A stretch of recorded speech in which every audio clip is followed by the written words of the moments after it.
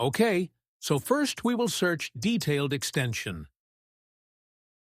Click on the second link, install it. I've already got it installed. Open a new tab. Go to the Google search. Now type in your keywords such as SEO Audit. Now go to the extension. Go to Advanced. Enable PAA extracting.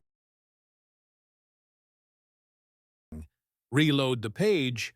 Wait. Here you got it. Select First Level. Try different things, and then you will be able to get this CSV file.